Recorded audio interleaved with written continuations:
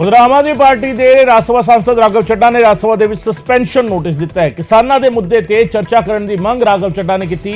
मीह के नाल खराब फसलों ते चर्चा की मंग की गई। केंद्र किसानों के मुआवजे के लिए स्पेशल पैकेज देवे, राघव चड्ढा ने यह मंग रखी।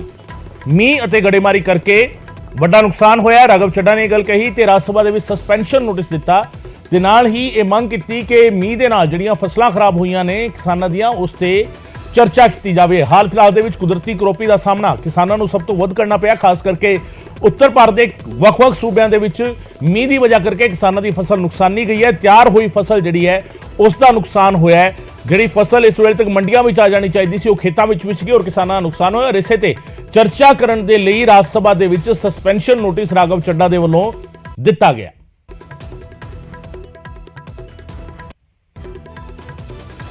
प्रिकॉशन देखिए, आज मैंने राज्यसभा में कार्रवाई स्थगित नोटिस यानी कि suspension of business notice rule 267 के तहत माननीय चेयरमैन राज्यसभा को सौंपा है और ये कहा है कि उत्तर भारत में बेमौसम बरसात अनसीजनल रेन के चलते किसान की फसलों को बहुत भारी नुकसान हुआ है। और मैं एक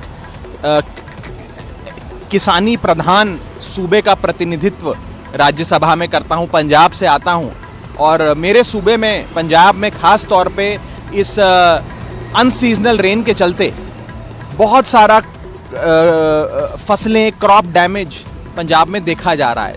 तो मैंने इस मसले पर बहस की मांग करी है और साफ तौर पे केंद्र सरकार से ये कहा है अपने नोटिस के माध्यम से कि एक बड़ा package, financial package, relief package देश के किसानों के लिए दिया जाए ताकि जो भी नुकसान किसानों का हुआ है उसकी भरपाई की जा सके, उनको मुआवजा दिया जा सके, उनको सही मायने में कॉम्पनसेशन देकर उनके दुख को थोड़ा कम किया जाए।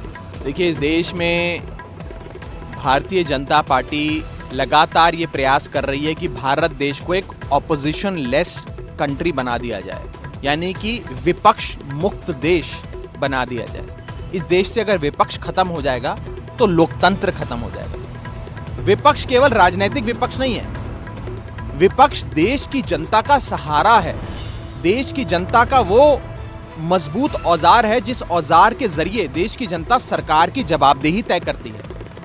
वो औजार है जिसके तहत सरकार की अकाउंटेबिलिटी देश की जनता तय करती है। अगर ये औजार ढह जाएगा, देश का विपक्ष ढह जाएगा, तो इस देश का लोकतंत्र ही ढह जाएगा। और आज जिस प्रकार से भारतीय जनता पार्टी एजेंसियों के माध्यम से, कन्विक्शंस के माध्यम से, सांसदों की सदस्यता रद्द करने के माध्यम से लगातार विपक्ष पे हमले कर रही है, विपक्ष के नेताओं को पकड़ पकड़ के जेल में डाल रही हैं, ये सारी चीजें एक ही तरफ इशारा करती हैं कि बीजेपी को इस देश से विपक्ष को खत्म करना है और एक पार्टी, एक व्यक्ति, एक ही विचारधारा का राज्य इस देश में स्थापित करना है जो देश के लोकतंत्र के लिए खतरे की घंटी बजाता है। तमाम विपक्ष एकजुट होकर इसकी आवाज संसद के भीतर भी और संसद के बाहर भी उठाएगा।